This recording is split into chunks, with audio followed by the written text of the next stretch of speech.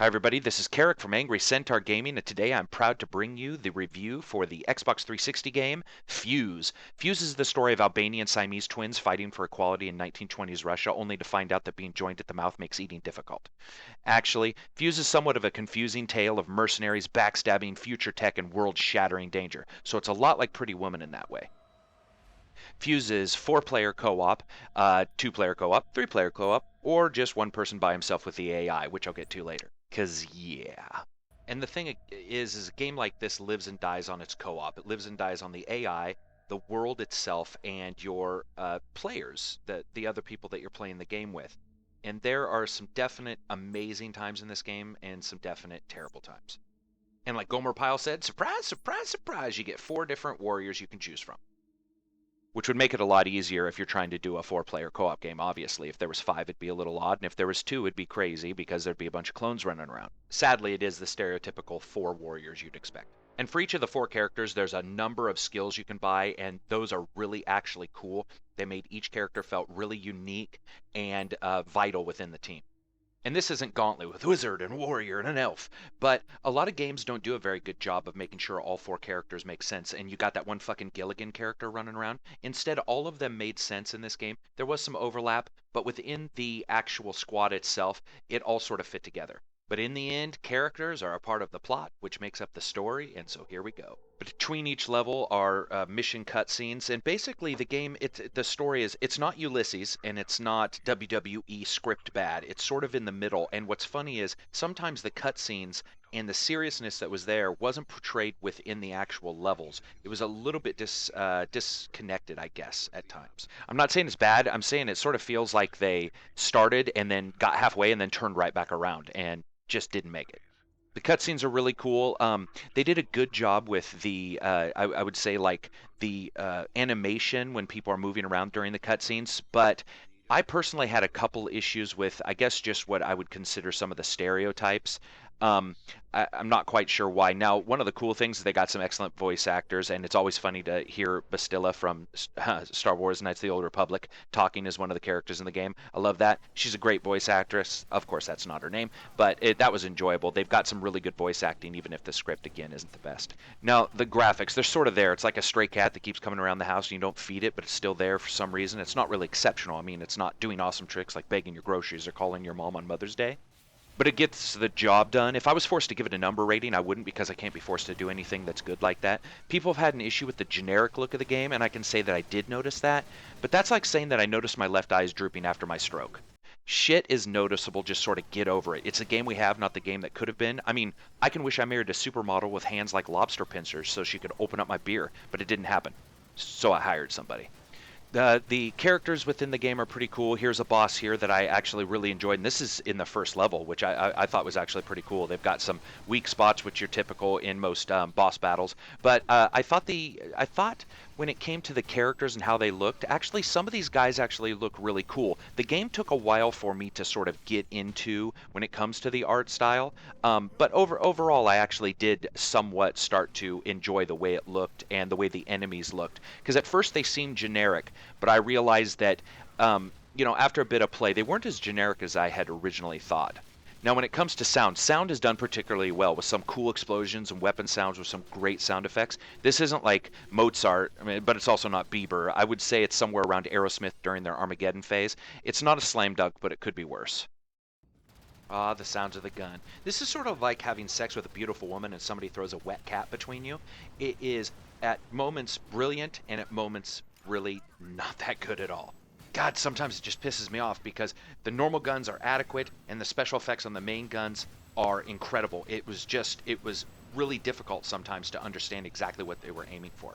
In fact, it was like the guy at the mixing board was on crank, and when he wasn't cleaning the floor crevices with a toothbrush, he was mixing the sound.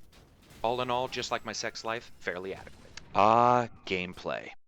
I will admit this, the game shines when playing in co-op, but that's sort of like saying a Ferrari shines when you're going fast or a hot woman shines when you're not struck blind and can see her. It's like one part Einstein and one part fucking clown car. The AI makes me equally happy and friggin' frustrated at the same time. It's like having $1,000 in your pocket and no ride to town.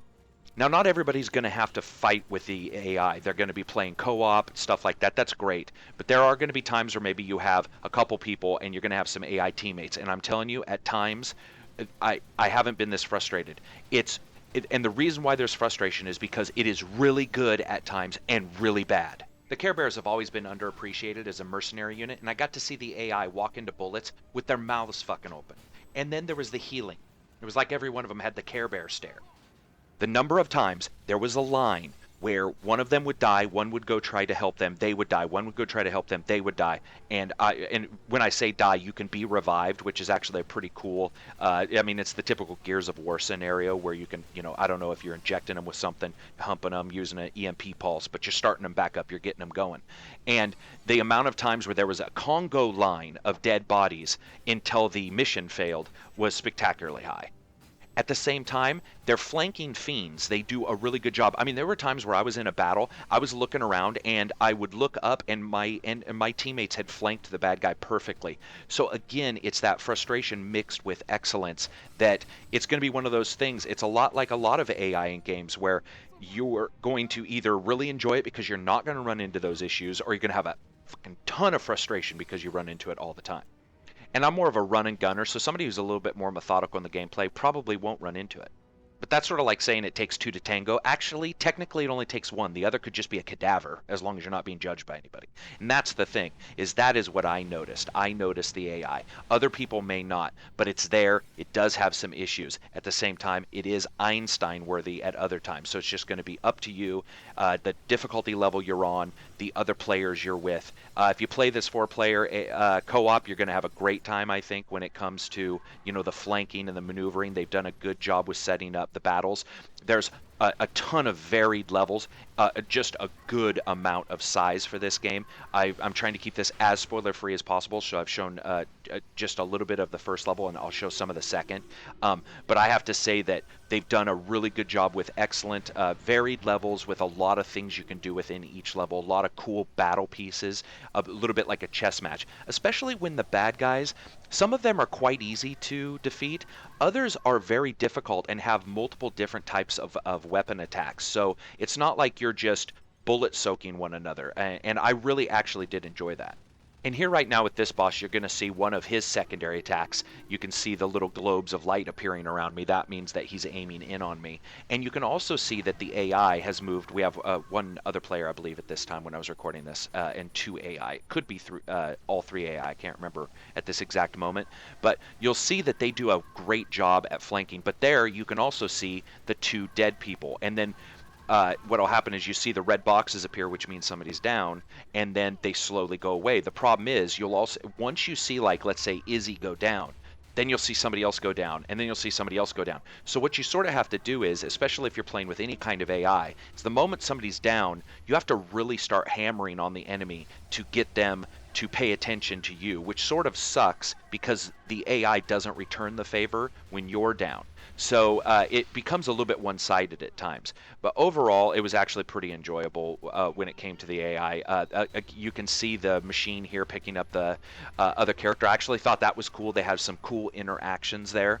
And it did give the game some character. But, these guys are good at that. I think we all sort of expected that.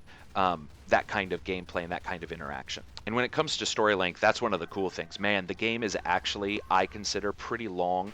It might be just because of how I was playing and how much time it took to defeat some of the enemies and the skill level, just everything put together. But you're talking far more than 12 hours for me alone. I've heard some people getting through it quicker, but I mean, that's life. Each person will get through it at a different speed. But I was very happy with the amount of length to this game. So before I go on with the full review, I think, again, it's just a good reminder that when we get these games, we might have liked the past Insomniac games, and people might not like the graphics of this. You just sort of have to, before you get this game, rent this game, buy this game, or get it given to you, you just sort of have to sit back and remember that what you're getting, I understand that it may not be exactly like previous titles, but it's what it is. I mean, it's the game that you've purchased, and it may not be for some Insomniac fans, and I think people really need to be prepared that it may not be close enough to the games of the past for them to enjoy. And forewarned, man. You just have to think about that before you get it. So what do you get in the game Fuse from Insomniac? I would say you get a game that's got an overall excellent amount and length to the story. The story that is presented is okay to middling. I would not give it any awards of any kind. In fact, it's pretty much action fair. When it comes to the graphics, at times it ranges from fairly good to somewhat okay. Never really shining or having me. There was never an aha moment where I was playing where I was like, oh my god, that looks awesome. But you have some really cool characterizations. The weapons in themselves, they're not as cool to become characters unto themselves, which has happened in previous games, where you'll hear about weapons becoming so cool that they're sort of like a character. That doesn't happen, but there are some really fun weapons in this, and their graphics that go along with them are well done. Nothing aha with that. When it comes to sound, everything is done particularly well, not excellent. The sound effects for the guns are good. The voice acting is, I would consider it quality. Unfortunately, it's held back a little bit by the story itself. But it was, fair to middling when it comes to sound and occasional moments of brilliance depending on what weapon you used. Now, I rate my games on a very simple rating scale. It's buy, wait for a sale, rent, or never play the game again, use it as a fucking coaster rating scale. I would say that this is a wait for a sale. It does get precariously close to a purchase and also to a rental. And the reason why is it really does depend on what you want from the game. Now, that's sort of like saying I don't want my face mulched by a weed whacker. It would be nice to not have the front tire come off my bicycle when I'm riding on gravel. No shit, Sherlock. Thanks for the tip. But, frankly, in this game, and with their background, it really does depend on what you're expecting. If you're expecting the typical game from these guys, despite what you've seen in the trailers and stuff like that, you probably should rent it. I don't think you're going to be happy. However, if you are okay with that, you've seen the trailers, you understand what's sort of being offered here, then I think waiting for a sale is a really good idea because you do get a lot of game here for the price. Purchasers, if you love co-op, if you love the Gears of War style gameplay, hide, blind fire, the ability to bring back your characters, and if you like really cool special weapons, but maybe somewhat mediocre normal weapons, and the cool thing is I would say most of the time you're using those special weapons, then this could actually get up to a buy for you. For me, knowing what I was getting into, I feel that the purchase price is probably a little high. Well, that's it for me, folks. Hit subscribe if you can. I really appreciate you listening. I understand this is a slightly longer review than I normally do, but I felt that the game was worth it because there's a lot going on, and I think it really does need a little bit of thought before people go ahead and purchase it. So thank you very much. This is Carrick from Angry Centaur saying, peace out, bitches.